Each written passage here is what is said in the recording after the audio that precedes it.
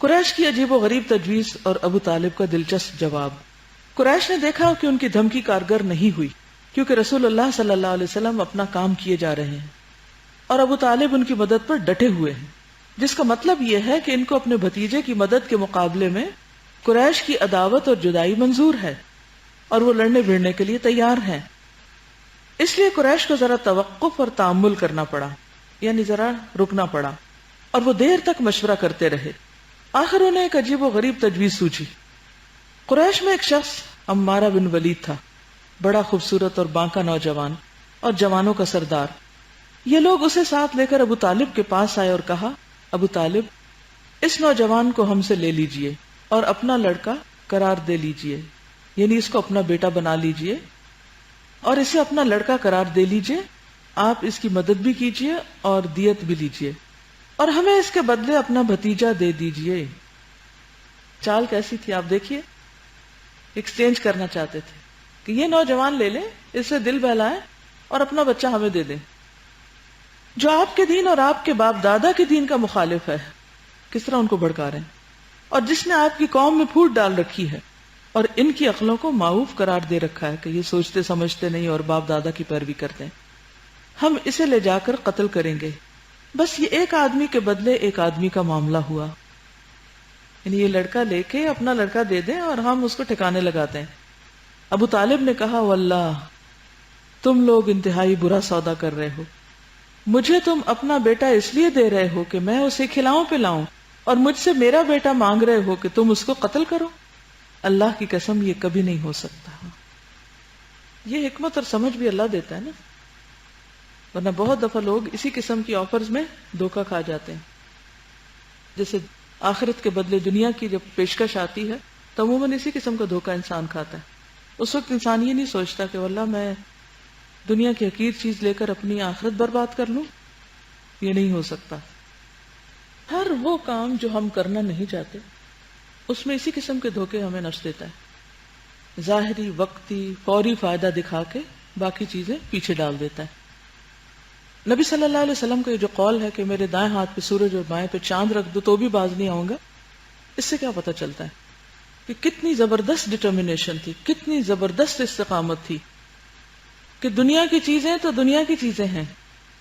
ہم تو عام طور پہ کہتے ہیں نا آسمان کے تارے توڑ لانا، انہوں نے تاروں کی بات نہیں کی، انہوں نے سورج اور چاند کی بات کی کہ وہ بھی اگر لے آؤ تو نہیں باز آؤں گا۔ اسی استقامت کی وجہ سے پھر ساری تبدیلی آئی۔ سارا عرب مخالف ہے ایک طرح سے، چند لوگ آپ کے ساتھ ہیں، وہ بھی ستائے جا رہے ہیں، لیکن چونکہ آپ میں استقامت تھی اس لیے آپ دیکھتے ہیں کہ آپ کے جو ساتھی مسلمان ہوئے ان سب میں بھی استقامت تھی، وہ بھی تکلیفیں برداشت کر کے جمے ہوئے تھے۔ اصل بات یہ ہے کہ آزمائشیں ہر دور میں رہی ہیں۔ حضرت آسیہ کے اوپر کیسی کیسی آزمائشیں آئیں فرعون کی طرف سے، لیکن اس کے باوجود وہ جمی رہی، اور وہ بھی بہت ناز و نام میں پلی شہزادی تھی، لیکن کس طرح اس نے بھی جنت کی دعا کی اور کہا کہ مجھے ظالم قوم سے نجات دے۔ کہا جاتا ہے کہ فرعون اس کے ہاتھ میں کیل ٹھکوا دیتا تھا اور جسمانی اذیتیں بھی دیتا تھا۔ اسی طرح جادوگروں کے ساتھ بھی جو معاملہ کیا گیا، جو بھی اس کے دور کے تھے، اور نبی صلی اللہ علیہ وسلم کے سامنے جب کسی نے آ کے تھوڑی سی شکایت کی تو آپ نے فرمایا کہ تمہیں نہیں معلوم کہ پہلی قوموں کے ساتھ کیا ہوا، کہ ان میں سے ایک کو زمین میں گاڑ کے اس کے اوپر آرا پھیر دیا جاتا تھا اور 2 ٹکڑے کر دیا جاتا تھا، لیکن پھر بھی وہ اس دین سے باز نہیں آتا تھا۔ تو بات یہ ہے کہ نبی صلی اللہ علیہ وسلم نے فرمایا ہے کہ اللہ تعالیٰ جب کسی قوم سے محبت کرتا ہے تو انہیں آزمائش میں مبتلا کرتا ہے، یعنی کسی بھی قسم کی آزمائش جو ہوتی ہے یہ دراصل ان ادر ورڈز اللہ کی محبت کی علامت ہوتی ہے۔ ہم عام طور پر کہتے ہیں نا کہ ہم اللہ سے محبت کرتے ہیں، اللہ تعالیٰ کوئی نشانی دکھا کہ تو بھی ہم سے محبت کرتا ہے، مانگتے ہیں کہ نہیں؟ اور اس سے ہماری مراد کیا ہوتی ہے؟ نشانی کون سی دیکھنے کی؟ کہ کوئی زندگی میں بہت بڑی قسم کی نعمت ہمیں مل جائے تو ہم پھر مانیں گے کہ ہاں اللہ نے پسندیدہ چیزیں یا ہماری مرضی کی چیزیں، یا ہمیں کوئی مرضی کا ہمارا کوئی کام ہو جائے، کوئی چیز ہمیں مل جائے تو ہم کہتے ہیں اللہ واقعی ہم سے بڑی محبت کرتا ہے، اس لیے ہمیں یہ خوشی یا کامیابی یا جو بھی ہم زندگی میں چاہتے ہیں وہ مل گیا۔ لیکن یہاں پر آپ دیکھیے کہ بات اس سے کہیں آگے ہے کہ اللہ انسانوں کو ان کی محبت کی وجہ سے نہیں، جس سے محبت کرتا ہے اس کو آزماتا ہے. پھر جو شخص صبر کرتا ہے اسے صبر ملتا ہے. من یتصبر یصبرہ اللہ. اور جو شخص جزا فضا کرتا ہے اس کے لیے جزا فضا ہی ہے. پھر وہ روتا ہی رہتا ہے، پھر وہ کمپلینٹس ہی کرتا رہتا ہے. اس لیے آپ نے دیکھا ہوگا کہ دو طرح کے لوگ ہوتے ہیں. ایک وہ جو تکلیف آنے پر صبر کر جاتے ہیں، پھر بھی اپنا نوبل کیریکٹر جو ہے اس کو نہیں چھوڑتے. اور کچھ لوگ بالکل اس کے برعکس معاملہ کرتے ہیں. پھر یہ ہے کہ تکلیف جو ہے یہ درجات کی بلندی کا ذریعہ بھی ہے. نبی صلی اللہ علیہ وسلم نے فرمایا کہ جب کسی مومن کو کوئی کانٹا بھی چبھتا ہے یا اس سے زیادہ کچھ تکلیف پہنچتی ہے تو اللہ تعالیٰ اس کے بدلے میں اس کا ایک درجہ بلند کر دیتا ہے، یعنی پہلے سے زیادہ اس کی ترقی ہو جاتی. دنیا میں کسی نوکری میں انسان کا کوئی گریڈ بڑھے، کوئی درجہ بڑھے، پروموشن ہو تو انسان کتنا خوش ہوتا ہے. لیکن اللہ کے ہاں پروموشنز عام طور پر صرف اچھے کام کر کے ہی نہیں بلکہ آزمائشوں میں صبر کرنے پر ملتی. ایک اور حدیث میں آتا ہے کہ ہر آدمی کا اللہ کے پاس ایک مقام ہوتا ہے، یعنی ہر ایک اپنے اپنے لیول پر، ایک ایک ڈگری پر. ہم نہیں پتا کہ ہم اس لائن میں کس درجے پہ کھڑے ہیں. ہر ایک کا اللہ کی نگاہ میں ایک مقام. اس کو سمجھنے کے لیے آپ تھوڑی دیر کے لیے دیکھیں کہ جیسے آپ کے مثلا اولاد ہے، بچے ہیں، یا رشتہ دار ہیں، یا دوست ہیں، یا میل جول کے لوگ ہیں، ان سب کا آپ کے دل میں ایک الگ مقام ہوتا ہے نا. یہ کہاں سے آتا ہے، کیسے ہوتا ہے؟ وہ اوپر نیچے بھی ہوتا رہتا ہے لیکن ہوتا ہے نا. تو جس طرح دنیا میں لوگ اپنے اخلاق کے، ایمان کے مختلف درجوں پر ہیں، اسی طرح اللہ کے ہاں بھی ان کے کچھ درجے ہیں جسے وہ اپنے عمل سے نہیں پا سکتا. چنانچہ اللہ تعالیٰ اسے آزمائش میں مبتلا کرتے ہیں جسے وہ ناپسند کرتا ہے. یعنی بندہ کبھی بھی آزمائش پہ خوش نہیں ہوتا یہاں تک کہ وہ اس مقام کو پا لیتا ہے. یعنی اللہ تعالیٰ نے بندوں کے لیے خاص درجے رکھے ہیں نا، اور ادھر ان کو آزما کے ان درجوں تک لے جانا چاہتا ہے. اچھا، ہم وہی حوصلہ ہارنے لگتے ہیں کہ بس کافی ہے، کب ختم ہوگی آزمائش؟ اور اللہ تعالیٰ نے ایک درجہ یا ایک وقت رکھا ہوا ہے کہ جب وہ اس پہ پہنچو گے تو ختم ہوگی، نہیں تو واپس نیچے. جس طرح انبیاء کے درجے ہیں، شہداء کے درجے ہیں، صدیقین کے درجے ہیں، اسی طرح عام انسانوں کے بھی درجے ہیں اللہ کے ہاں. اور ان تک پہنچنے کے لیے صرف عمل کافی نہیں، امتحان ضروری ہے.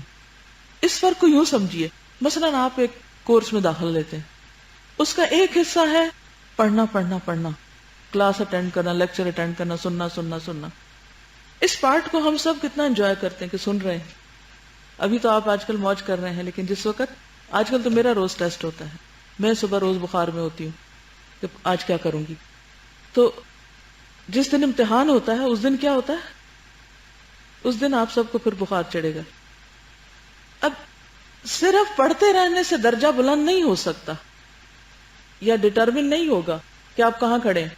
اس کے لیے آپ امتحان سے گزریں گے اور جتنے نمبر لیں گے وہاں تک آپ پہنچ جائیں گے. جسٹ بہت ہی پیٹی چھوٹی سی اگزامپل اس کانسیپٹ کو سمجھنے کے لیے. تو جب بھی کسی امتحان میں آپ پڑھیں تو اللہ سے عافیت ضرور مانگے، لیکن صبر سے کام لیں کہ اللہ تعالیٰ اگر تو مجھے اپنا مقرب بنانا چاہتا ہے اور کوئی خاص درجہ آپ نے میرے لیے رکھا ہے اور اس کی وجہ سے آپ نے مجھے اس اتنے سخت امتحان میں ڈالا، کیونکہ ہم فوراً کمپیئر کرنے لگتے ہیں اور تو کوئی اس امتحان میں نہیں، میں ہی کیوں. اپنے بہن بھائیوں سے مقابلہ کرتے ہیں کہ ان کو تو ایسی کوئی بیماری نہیں لگی جو مجھے لگ گئی ہے، یا یہ کہ ان کے بچوں میں تو کوئی ایسی مشکل نہیں جو مجھے ہوگی، یا یہ کہ ان کو تو مالی ایسی کوئی پریشانیاں نہیں جو مجھے ہیں، یا اور اسی قسم کی باتیں. تو شیطان بہت بہکاووں میں ڈالتا ہے. پھر یہ ڈالتا ہے کہ اللہ تم سے راضی نہیں اس لیے ہو رہا ہے، دیکھو ان کو اللہ پسند کرتا ہے اس لیے وہ دیکھو کہاں سے کہاں پہنچ رہے ہیں. تو اس نقطے کو سمجھ لیجئے کہ بڑا مقام صرف عمل سے نہیں پایا جا سکتا، بڑے مقام یا اس خاص مقام تک پہنچنے کے لیے امتحان سے گزرنا ضروری ہوتا ہے. اسی طرح صرف اللہ سے محبت کے بعد آزمائشیں نہیں آتی. نبی صلی اللہ علیہ وسلم سے جو لوگ محبت کرتے ہیں ان پر بھی امتحان آتے ہیں. ہم سب اب محسوس تو کر رہے ہیں نا کہ ہماری محبت بڑھ رہی ہے اور اضافہ ہو رہا ہے اور فیلنگ بڑی اچھی ہو رہی ہے. اور آپ کے لیے ہمارے دل میں خاص قسم کے جذبات پیدا ہو رہے ہیں، وہ قدرتی بات ہے. جب ہم کسی شخصیت کے بارے میں پڑھتے ہیں تو مزید جانتے ہیں تو مزید قدردانی ہوتی ہے. یہ ایک فیز ہوتا ہے انسان پر. لیکن صرف جان کے محبت میں جو اضافہ ہوتا ہے، بس بات یہاں ختم نہیں ہوتی. اس کے بعد امتحان آتے ہیں کہ ہم اپنی باتوں میں، اپنے دعووں میں کتنے سچے ہیں. حضرت عبداللہ بن مغفل کہتے ہیں کہ ایک شخص نبی صلی اللہ علیہ وسلم کے پاس آیا اور کہا، اے اللہ کے رسول، اللہ کی قسم میں آپ سے محبت کرتا ہوں.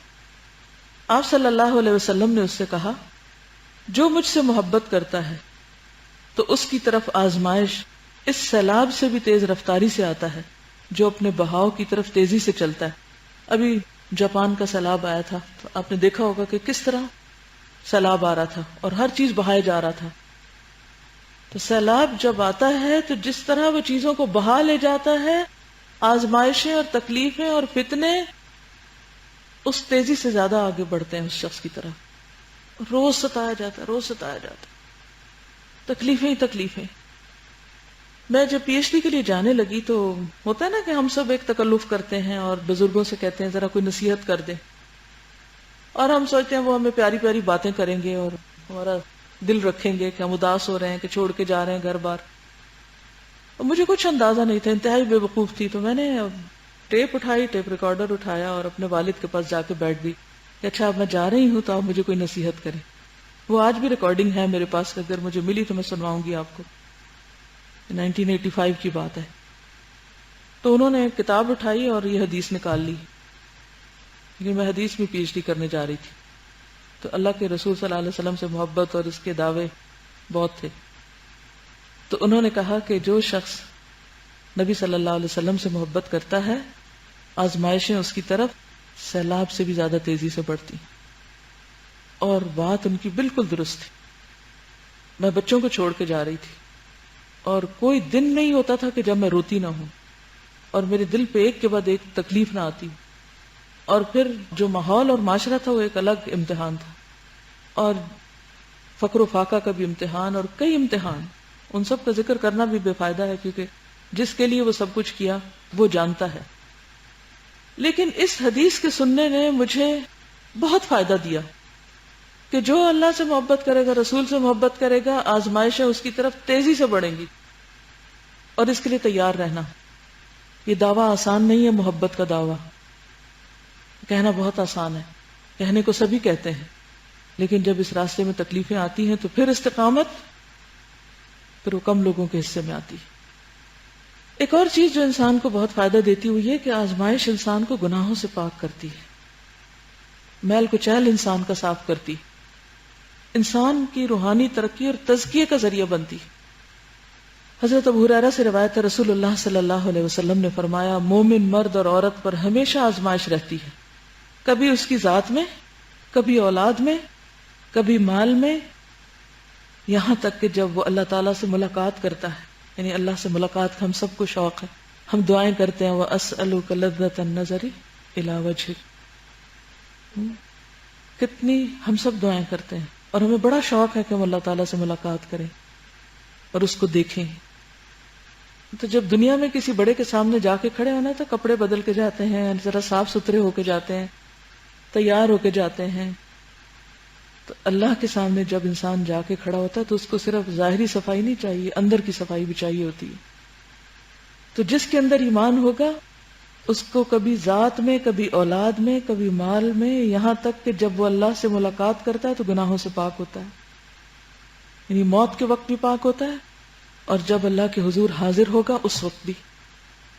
حضرت مصعب بن سعد اپنے والد سے روایت کرتے ہیں کہ میں نے عرض کیا، اے اللہ کے رسول صلی اللہ علیہ وسلم، کون لوگ زیادہ آزمائش میں ڈالے جاتے ہیں؟ آپ نے فرمایا، انبیاء، پھر ان کے مثل اور پھر ان کے مثل. پھر انسان اپنے دین کے مطابق آزمائش میں مبتلا کیا جاتا ہے. اگر دین پر سختی سے کار بند ہو تو سخت آزمائش ہوتی، اور اگر دین میں نرم ہو تو آزمائش بھی اس کے مطابق ہوتی.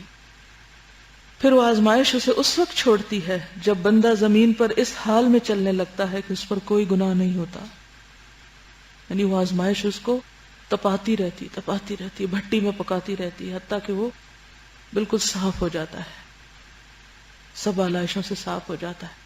اور یہ ایک حقیقت ہے کہ جب تک انسان تکلیفوں سے نہیں گزرتا، جان کی، مال کی، اولاد کی، دوسرے انسانوں کی، اپنے آس پاس کے انسانوں کی طرف سے آنے والے امتحانوں اور آزمائشوں سے جب تک نہیں گزرتا، اور بعض اوقات بالکل اپنے پیاروں کی طرف سے جب تک آزمائش نہیں آتی کہ جن پر انسان کو بڑا مان ہوتا ہے، جب تک وہ دل نہیں توڑتے، اس وقت تک انسان اللہ کے لیے خالص ہوتا ہی نہیں۔ جب تک ہمیں دنیاوی سہارے ملتے رہتے ہیں، ہم اللہ کی طرف راغب تو ہوتے ہیں، لیکن کس طرح کا راغب ہونا؟ ملا جلا، کچا پکا، آدھے ادھر آدھے ادھر۔ نماز میں بھی کھڑے ہیں تو آدھا ادھر دھیان آدھا ادھر، لیکن جب بندے توڑتے ہیں نا آپ کو، پھر آپ پورے کے پورے اللہ کے لیے ہو جاتے ہیں۔ پھر یہ کہ جتنی بڑی آزمائش ہوتی ہے اتنا بڑا اجر ہوتا ہے۔ حضرت انس رضی اللہ عنہ سے روایت ہے کہ رسول اللہ صلی اللہ علیہ وسلم نے فرمایا، زیادہ ثواب بڑی آزمائش کے ساتھ ہے، زیادہ ثواب بڑی آزمائش کے ساتھ ہے۔ اللہ تعالیٰ جب کسی قوم سے محبت کرتا ہے تو انہیں آزمائش میں مبتلا کر دیتا ہے، بس جو راضی ہو جائے اس کے لیے رضا، جو ناراض ہو جائے اس کے لیے ناراضگی۔ یعنی اس میں بھی خطرہ ہے کہ اگر ہم اللہ کی طرف سے آئی ہوئی آزمائش پہ ناراض ہوتے ہیں کہ وائی می، مجھے کیوں تو نے اس امتحان میں ڈالا، اور اللہ کے بارے میں بدگمان ہونے لگے اور اللہ سے دور ہونے لگے، تو پھر اللہ تعالیٰ بھی اسے اپنے سے دور کر دیتا ہے۔ ہم سب یہ بات بھی جانتے ہیں کہ جنت کس میں گھری ہوئی ہے؟ آزمائشوں میں گھری ہوئی ہے، نفس کے خلاف چیزوں میں گھری ہوئی۔ ہم میں سے ایک جنت کا شوق رکھتا ہے، لیکن جنت کا راستہ جاتا ہی تکلیفوں کے بیچ میں سے ہے۔ تو جنت تکلیفوں سے گھری اور دوزخ نفسانی خواہشات سے۔ انسان نفس کی خواہشیں پوری کرتا رہتا ہے حتیٰ کہ جا اس گڑھے میں گرتا ہے۔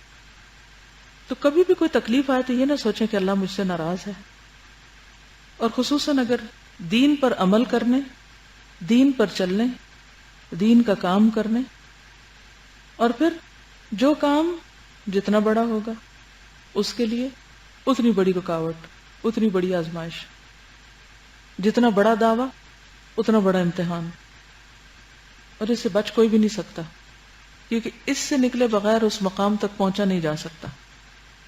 اور ویسے بھی قیامت کے دن جب وہ لوگ جو دنیا میں بڑی عافیت، امن، چین میں رہے، کیونکہ ہم دیکھتے ہیں نا کہ بعض لوگ دنیا میں ان کو کسی قسم کی کوئی پریشانی نہیں ہوتی، عام طور پر وہ ٹھنڈے ٹھنڈے چلتے رہتے ہیں، تو قیامت کے دن عافیت میں رہنے والے رش کریں گے ان پر جو دنیا میں مصیبتوں میں رہے تھے۔ اس کا یہ مطلب نہیں مصیبت مانگے، لیکن یہ کہ اگر تکلیف آ جائے تو پھر صبر کریں۔ اگرچہ تکلیفیں سب پر آئی تھیں، لیکن ہر ایک کا انداز مختلف تھا، اور اللہ سبحانہ وتعالیٰ نے پھر دفاع بھی کیا، خود نبی صلی اللہ علیہ وسلم کا دفاع کیا۔ جن لوگوں پر تکلیفیں آئی تھی، مثلا حضرت بلال تھے، تو دنیا میں ان کو کوئی مقام ملا؟ ان کے لیے ہمارے دلوں میں کتنی محبت ہے، باوجود اس کے کہ وہ حبشی غلام تھے، دنیاوی اعتبار سے کوئی ان کا سٹیٹس نہیں تھا۔ حضرت عمر ان کی کتنی عزت کیا کرتے تھے، اور پھر نبی صلی اللہ علیہ وسلم نے ایک موقع پر خواب میں دیکھا کہ جنت میں ان کے قدموں کی آواز اپنے آگے آگے سن رہے ہیں۔ یہ بھی مبشرات ہوتے ہیں نا، خواب جو ہوتے ہیں۔ تو انہوں نے اپنا کیا عمل بتایا تھا کہ جب بھی وضو کرتا ہوں نماز پڑھ لیتا ہوں۔ یعنی آپ دیکھیں کہ جس سے آپ کو محبت ہوتی ہے، جس کو آپ اچھی طرح پہچانتے ہیں، اسی کے قدموں کی آواز آپ پہچانتے ہیں۔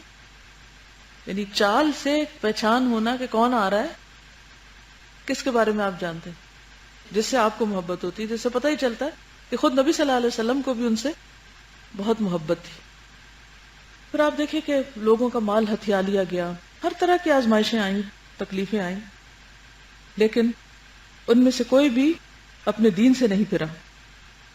نبی صلی اللہ علیہ وسلم کے ساتھ کیا معاملہ کیا، میں ابھی اس کے بارے میں پڑھوں گی، لیکن وہ بھی آپ کو یاد رہے کہ آپ پر ایسی آزمائش آئی تھی کہ آپ نے فرمایا کہ مجھ پر اور بلال پر 30 راتیں ایسی گزری ہیں کہ میرے اور بلال کے پاس اتنا کھانا بھی نہیں تھا جسے کوئی جگر والا کھائے، مگر اتنا جسے بلال کی بغل چھپا لیتی۔ نہ ہونے کے بعد بغل کے نیچے کیا چیز آتی، خصوصاً شیب ابی طالب میں 1-2 مہینے نہیں بلکہ 3 سال کی ایک مسلسل آزمائش تھی، لیکن اس میں سے بھی کچھ وقت زیادہ مشکل کے تھے، زیادہ آزمائش کے تھے۔ آج ہم کتنے آرام سے نماز پڑھ سکتے ہیں، پھر بھی نہیں پڑھتے۔ ان کے لیے نماز پڑھنا کتنا مشکل تھا۔ آگے چلتے ہیں۔ رسول اللہ صلی اللہ علیہ وسلم پر دست درازیاں۔ جب قریش ہر طرح ناکام اور مایوس ہو گئے، نہ ان کی دھمکی کام آئی نہ سودے بازی، تو انہوں نے خود رسول اللہ صلی اللہ علیہ وسلم پر دست درازی شروع کر دی، اور مسلمانوں پر جو سختیاں وہ پہلے سے کرتے آ رہے تھے ان میں مزید اضافہ کر دیا۔ چونکہ رسول اللہ صلی اللہ علیہ وسلم حشمت و عزت اور اکرام و احترام کا بلند مقام رکھتے تھے، اس لیے آپ پر دست درازی کی جرت صرف بڑے افراد اور سرداروں نے کی، چھوٹے اور عام لوگ یہ جرت نہ کر سکے۔ آپ صلی اللہ علیہ وسلم کو گھر کے اندر جو لوگ تکلیف دیتے تھے ان کے نام یہ ہیں: ابو لہب، حکم بن ابی العاص بن امیہ، عقبہ بن ابو معیط، عدی ابن حمراء الثقفی، ابن الاسداء ہذلی، یہ سب آپ کے پڑوسی تھے۔ جب آپ نماز پڑھنے کھڑے ہوتے تو ان میں سے کوئی شخص بکری کی بچہ دانی اٹھا کر آپ پر پھینک دیتا، جب ہانڈی چولہے پر چڑھی ہوتی تو اس ہانڈی میں پھینک دیتا، یعنی کھانا خراب کر دیتا۔ آپ جواب میں صرف اتنا کرتے کہ اسے لکڑی پر اٹھا کر لاتے اور دروازے پر کھڑے ہو کر کہتے: اے بنو عبد مناف، یہ کیسا پڑوس ہے، پھر اسے راستے میں پھینک دیتے۔ امیہ بن خلف جب آپ کو دیکھتا تو تان و تشنیع کرتا، آنکھیں مار مار کر ان سے اشارے کرتا اور لوگوں کو ہشکارتا، یعنی اوروں کو بھی ساتھ ملا لیتا۔ اسی طرح اس کا بھائی ابی بن خلف دھمکیاں دیتا ہوا کہتا: اے محمد، میرے پاس عود نامی گھوڑا ہے جسے روزانہ 3 صاع خوراک کھلاتا ہوں، اسی پر سوار ہو کر تجھے قتل کروں گا۔ بالآخر آپ صلی اللہ علیہ وسلم نے ایک بار فرمایا: بل انا اقتلک انشاءاللہ، بلکہ انشاءاللہ میں تجھے قتل کروں گا۔ اور ایسا ہی ہوا کہ احد میں آپ ہی نے اسے قتل کیا۔ ایک روز یہی ابی بن خلف ایک بوسیدہ ہڈی لایا اور اسے توڑ کر رسول اللہ صلی اللہ علیہ وسلم کے چہرے کی طرف پھینک دیا۔ ایک بار عقبہ بن ابی معیط نے نبی صلی اللہ علیہ وسلم کے پاس بیٹھ کر کچھ سنا، یہ بات اس کے دوست ابی بن خلف کو معلوم ہوئی تو اس نے عتاب کیا اور کہا، یعنی ڈانٹا اور کہا: جاؤ نبی صلی اللہ علیہ وسلم کے چہرے پر تھوک کر آؤ۔ تو اس نے ایسا ہی کیا، پیئر پریشر میں۔ ابو لہب تو پہلے ہی دن سے آپ کا دشمن تھا اور آپ کے در پہ آزار رہا کرتا تھا۔ اس کے 2 بیٹوں عتبہ اور عتیبہ کے عقد میں نبی صلی اللہ علیہ وسلم کی 2 صاحبزادیاں رقیہ اور ام کلثوم تھیں، یعنی یہ دونوں آپ کے داماد تھے۔ ابو لہب نے دونوں بیٹوں سے کہا: اگر تم نے محمد کی بیٹیوں کو طلاق نہ دی تو میرا تمہارا آمنا سامنا حرام ہے۔ اس کی بیوی نے بھی کہا کہ انہیں طلاق دے دو کیونکہ وہ بددین ہو گئی ہیں، چنانچہ انہوں نے طلاق دے دی۔ کسی کی بیٹی طلاق پا کے گھر آ جائے تو اس گھر کا حال کیا ہوگا، اور وہ بھی کوئی اور وجہ نہیں سوائے دین کے۔ ابو لہب کی بیوی ام جمیل اروا بنت حرب بھی رسول اللہ صلی اللہ علیہ وسلم کی کٹر دشمن تھی۔ وہ کانٹے دار ڈالیاں لا کر رات کو آپ کے راستے میں ڈال دیتی کہ آپ اور آپ کے ساتھی زخمی ہو جائیں۔ اسے سورت تبت یدا ابی لہب نازل ہونے کا پتہ چلا، یعنی اس کو ام جمیل کو تبت یدا ابی لہب نازل ہونے کا پتہ چلا تو ہتھیلی میں پتھر رکھ کر رسول اللہ صلی اللہ علیہ وسلم کی تلاش میں نکلی۔ آپ خانہ کعبہ کے پاس ابو بکر کے ساتھ تشریف فرما تھے۔ اللہ نے اس کی آنکھوں پر پردہ ڈال دیا، چنانچہ وہ صرف حضرت ابو بکر ہی کو دیکھ رہی تھی۔ کہنے لگی: تمہارا ساتھی کہاں گیا؟ مجھے معلوم ہوا ہے کہ وہ میری حجب کرتا ہے، واللہ اگر اسے پالوں تو یہی پتھر اس کے منہ پر دے ماروں۔ سن لو، میں بھی شاعرہ ہوں۔ اس کے خیال میں نبی صلی اللہ علیہ وسلم جو کچھ فرما رہے تھے وہ کیا تھا؟ شاعری۔ تو مقابلہ کرنے لگی۔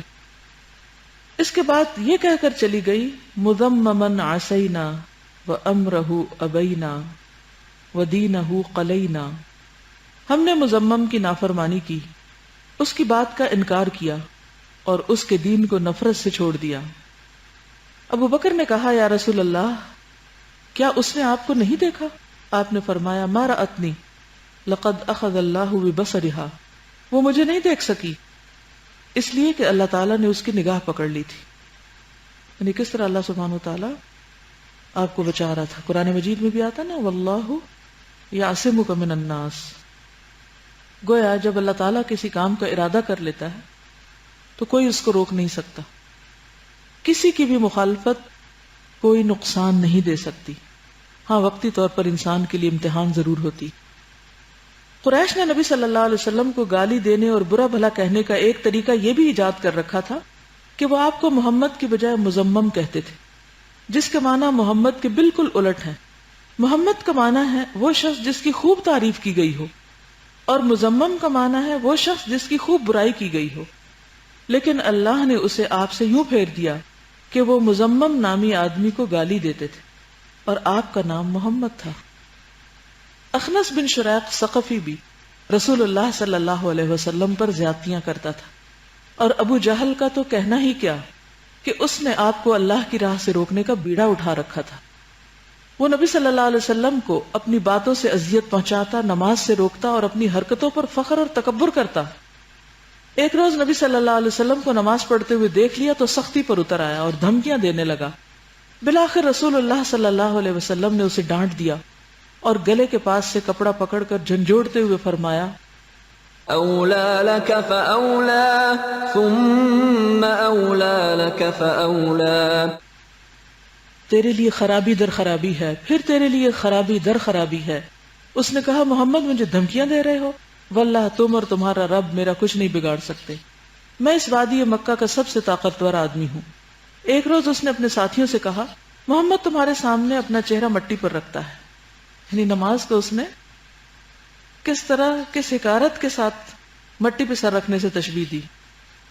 انہوں نے کہا ہاں. اس نے کہا، لات و عزا کی قسم، اگر میں نے اسے دیکھ لیا تو اس کی گردن روند دوں گا اور اس کا چہرہ مٹی پر رگڑ دوں گا. اس کے بعد اس نے رسول اللہ صلی اللہ علیہ وسلم کو نماز پڑھتے دیکھ لیا اور اس زوم میں چلا کہ آپ کی گردن روندے گا. لیکن لوگوں نے اچانک کیا دیکھا کہ وہ ایڑیوں کے بل پلٹ رہا ہے، بھاگ رہا ہے واپس، اور دونوں ہاتھوں سے اپنا بچاؤ کر رہا ہے. لوگوں نے پوچھا، ابو الحکم تمہیں کیا ہوا؟ کہنے لگا، میرے اور اس کے درمیان آگ کی ایک خندق ہے، ٹرینچ ہے، اور ہولناکیاں اور فرشتوں کے پروں کے بازو ہیں. آپ نے فرمایا، لو دنا منی لاختطفتہ الملائکۃ عضوا عضوا. اگر وہ میرے قریب آتا تو فرشتے اس کے ٹکڑے ٹکڑے کر دیتے، اس کا ایک ایک عضو اچک لیتے. ایسے ہی بدبختی عقبہ بن ابی معیط کے حصے میں بھی آئی. ایک بار رسول اللہ صلی اللہ علیہ وسلم بیت اللہ کے پاس نماز پڑھ رہے تھے اور ابو جہل اور اس کے ساتھی بیٹھے تھے. اتنے میں بعض افراد نے بعض سے کہا، کون ہے جو بنی فلاں کے اونٹ کی بچہ دانی لائے؟ یہ اونٹ نہیں ہونا چاہیے، یعنی اس کا جو رحم ہے جس میں وہ بچہ پیدا ہوتا ہے نا.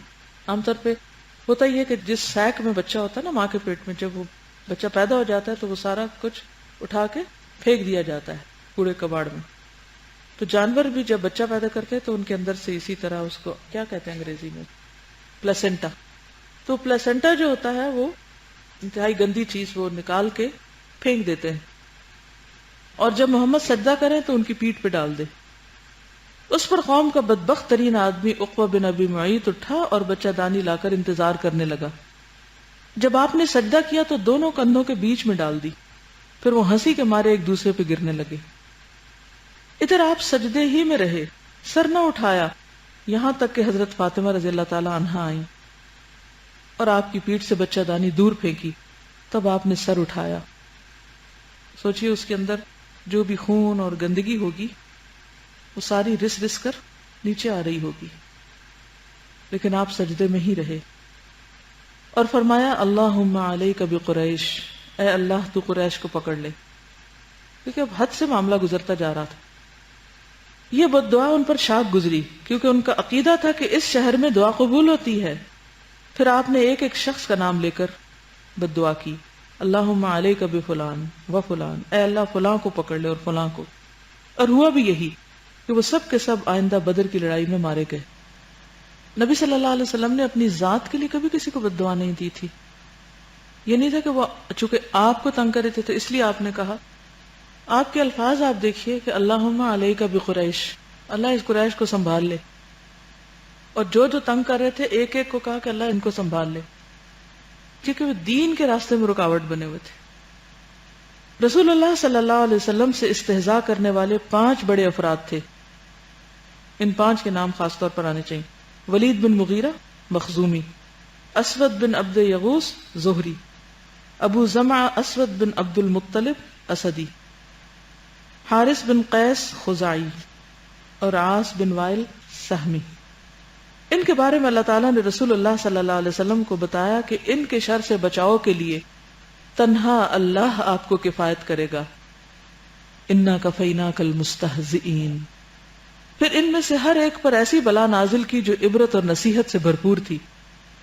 چنانچہ ولید کو چند سال پہلے سے تیر کی ایک خراش لگی ہوئی تھی جو بالکل معمولی تھی، مگر جبریل نے اس خراش کے نشان کی طرف اشارہ کر دیا تو وہ پھوٹ پڑی اور کئی سال شدید تکلیف پہنچانے کے بعد جان لیوا ثابت ہوئی. اسی طرح اسود بن عبد یغوث کے سر کی طرف حضرت جبریل علیہ السلام نے اشارہ کیا تو اس کو پھوڑے نکل آئے اور انہی پھوڑوں سے اس کی موت واقع ہو گئی. کہا جاتا ہے کہ اسے لو لگ گئی تھی. یہ بھی کہا جاتا ہے کہ جبریل نے اس کے پیٹ کی طرف اشارہ کیا تھا جس سے اسے استسقاء کی بیماری ہو گئی تھی، پیٹ پھولنے لگ گیا تھا، پانی بھر گیا تھا اس میں. اس استسقاء موسیٰ اسے نا یہ لفظ استسقاء پیٹ کی بیماری کر پیٹ اس قدر پھول گیا کہ بالآخر وہ اسی سے مر گیا. اسود بن عبد المطلب نے جب رسول اللہ صلی اللہ علیہ وسلم کو اذیتیں پہنچا پہنچا کر بہت تنگ کر دیا تو آپ نے بد دعا کی، اللہم اعم بصرہ واثقلہ ولدہ، اے اللہ اس کی نگاہ چھین لے اور اسے لڑکے سے محروم کر دے.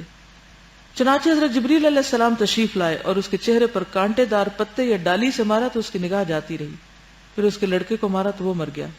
عاص بن وائل ایک کانٹے دار درخت پر بیٹھ گیا، اس کا کانٹا پاؤں کے تلوے میں چبھ گیا، اس کا زہر سر تک دوڑ گیا یہاں تک کہ وہ اسی زہر سے مر گیا. یہ ان سختیوں کا ایک مختصر سا خاکہ ہے جو کھلم کھلا تبلیغ کے نتیجے میں رسول اللہ صلی اللہ علیہ وسلم اور مسلمانوں پر ٹوٹ پڑی تھی. ہوتا یہی ہے کہ اللہ تعالیٰ تھوڑی تھوڑی آزمائشیں ڈالتے، تھوڑی تھوڑی بندہ ان کو برداشت کرتا جاتا ہے، تو پھر ایک وقت آتا ہے کہ بڑی سے بڑی چیز بھی انسان کے لیے قابل برداشت ہو جاتی، پھر انسان اس کو سہ جاتا ہے اور پھر اس سے ایک ایمان کی حلاوت آنے لگتی اگر انسان صبر کرتا ہے. اور دنیا میں بھی اللہ تعالیٰ بندے کے سامنے اس کے دشمنوں کو ذلیل کرتا ہے اور ان کے دل کی جلن کو جو ان کی تکلیفوں کی وجہ سے پہنچتی ہے اس کو ٹھنڈا کرتا ہے. آپ صلی اللہ علیہ وسلم کا اخلاق دیکھیے نا کہ جب وہ آپ کے کھانے کے اوپر یا کھانے کے اندر کوئی گندی چیز پھینک جاتے تھے تو آپ صرف اتنا کہتے تھے یہ کس قسم کی ہمسائیگی، یہ کیا کر رہے ہیں آپ میرے ساتھ. آج ہمارا حال کیا ہے؟ ہم کیا کرتے ہیں؟ چھوٹی سی کوئی بات کر دے تو اس پر ہمارا ری ایکشن کیا ہوتا ہے. کوئی بات چھوٹی سی بھی مرضی کے خلاف ہو جائے، مثلاً آپ یہاں پر آئے ہیں، کلاس میں آئے، کوئی چیز مرضی کے خلاف ہو گئی جو آپ ایکسپیکٹ نہیں کر رہے تھے وہ ہو گئی آپ کے ساتھ، ہمارا ری ایکشن کیا ہوتا ہے؟ آئندہ نہیں آئیں گے. کسی نے کچھ کہہ دیا، آئندہ اس سے نہیں بولیں گے. تو بات یہ ہے کہ اللہ سبحانہ وتعالیٰ دراصل ان سب کو ایک بڑے کام کے لیے تیار کر رہے تھے. جب بھی کوئی آزمائش آئے، کوئی تکلیف آئے تو ضرور سوچیں کہ اللہ تعالیٰ مجھ سے کوئی کام لینا چاہتا ہے. کیونکہ جب تکلیفیں آتی ہیں نا تو انسان اگر ان کو برداشت کر جائے تو اندر سے اس کا ظرف وسیع ہونے لگتا ہے، دل کھلنے لگتا ہے، حوصلہ بڑھنے لگتا ہے. مشکلیں اتنی پڑی مجھ پہ کہ آسان ہو گئی. یعنی جب انسان پہ مشکلات آتی ہیں، مثلا اگر کوئی پہلے دن آپ کو گھونسا مارے تو آپ کو لگے گا کہ جیسے مرنے لگے آپ. لیکن آپ نے دیکھا ہوگا کہ یہ جو گھونسوں والی لڑائی ہوتی ہے باکسنگ، اس میں کتنا کتنا مارتے ہیں، ان کو کوئی اثر ہوتا ہے؟ کوئی روتے ہیں وہ کہ ہمیں چوٹ لگ گئی؟ اور ہمارے تو کوئی ذرا سی کونی کسی کی لگ جائے تو ہمارے آنسو نکلنے لگتے ہیں، کیونکہ برداشت نہیں ہے نا. برداشت کیوں؟ کیونکہ تکلیف صحیح نہیں. تو تکلیفیں سہتا جائے نا جب انسان اور صبر کرتا جائے اور استقامت اختیار کرے تو اللہ تعالیٰ پھر اس کو اپنے کام کا بنا لیتے ہیں. جیسے موسیٰ علیہ السلام کو کہا تھا نا وَاصْطَنَعْتُكَ لِنَفْسِي. اس پیچیدہ صورتحال کے پیش نظر رسول اللہ صلی اللہ علیہ وسلم نے 2 قدم اٹھائے. پہلا تھا دار الارقم اور دوسرا تھا ہجرت حبشہ. کل انشاءاللہ ہم دار ارقم سے شروع کریں گے. آج کے لیے اتنا ہی کافی ہے. چلیے اب آپ کچھ کہنا چاہیں تو کہیے. جی آپ فرمائیے. جی انسان کا جو مینٹل ایٹیچیوڈ ہوتا ہے نا اس پہ ڈپینڈ کرتا ہے کہ وہ تکلیف کیسے لیتا ہے. اگر آپ بیٹھے ہو اور آپ کو پیچھے سے کوئی سوئی چبھو دے تو ایک دم آپ کیسے ریئیکٹ کریں گے؟ لیکن جب آپ کو انجیکشن لگ رہا ہوتا ہے، آپ کو پتہ ہوتا ہے کہ آپ کے اندر یہ نیڈل جانی ہے، آپ اس کو ایکسیپٹ کر رہے ہوتے ہو کہ ہاں میرے اندر یہ دوا جائے گی تو مجھے اس سے آرام آئے گا، تو آپ بڑے آرام سے اپنا ہاتھ آگے کر دیتے ہیں. تو میں یہ سوچ رہی تھی کہ اصل میں ہمارا مسئلہ یہ کہ ہم لوگ جب خالی دنیا کی ایک زندگی گزار رہے ہوتے ہیں، ایک بے شعوری کی زندگی، اس میں ہماری جو کامیابی کے جو معیار ہے وہ یہ ہے کہ کوئی تکلیف نہ ہو اور ٹوٹل کمفرٹ اینڈ کنوینئنس، یہ ہمارے لیے سکسیس ہے. تو اس وجہ سے جب ہم دین میں آتے ہیں اور قرآن پڑھتے ہیں سب، تو ہم اس میں ایکسپیکٹ کرتے ہیں کہ اب تو ہم اللہ کے فیوریٹ ہو گئے ہیں، تو اب تو اللہ تعالیٰ ہمیں بہت ہی کمفرٹس پہنچائے ہیں اور اب تو ہمیں بہت ہی وہ ہائی اسٹیٹس ہو. ہم اس وجہ سے پھر زیادہ پریشان ہوتے ہیں ذرا سی تکلیف پہ، مقصد سے ہٹ جاتے ہیں. بالکل. اور ایون میں جب پہلی دفعہ سیرت پڑھ رہی تھی یا بچپن میں جب کبھی اسلامیات کی بکس میں پڑھتے تھے تو مجھے بالکل سمجھ میں نہیں آتا تھا کہ آخر نبی صلی اللہ علیہ وسلم پر اتنی تکلیفیں آ رہی ہیں اور اللہ تعالیٰ دیکھ رہے ہیں تو وہ روک کیوں نہیں رہے انہیں؟ اتنے مسلمانوں پہ آ رہے ہیں، ٹارچر ہو رہے ہیں اور وہ اللہ تعالیٰ ان کو بچا ہی نہیں رہے. مجھے سمجھ نہیں آتی تھی، اور ہم لوگ چونکہ وہ واقعات کو صرف واقعات کے طور پہ پڑھ لیتے تھے، تو اب سمجھ میں آ رہی کہ یہ تو ان کو چونکہ پتہ تھا کہ یہ کیوں ہو رہا ہے اور اس کا فائدہ کیا ہے، اور ایک مقصد کے لیے تیار کیا جا رہا ہے. ایگزیکٹلی. تو وہ اس وجہ سے وہ اس طرح ریٹیلیٹ نہیں کر رہے، وہ صرف اپنے کام پہ رہے ہیں. کہ اگر بلال کوئی آگے سے گالی نہیں ان کو دے رہے، کچھ بھی نہیں کہہ رہے، بس احد کہہ رہے، احد، اپنا کام کر رہے بس. جزاک اللہ خیر. اللہ تعالی ہمیں عمل والا بنائے. جزاکم اللہ خیرا. سبحانک اللہم و بحمدک، نشہد ان لا الہ الا انت، نستغفرک و نتوب الیک. السلام علیکم و رحمۃ اللہ وبرکاتہ.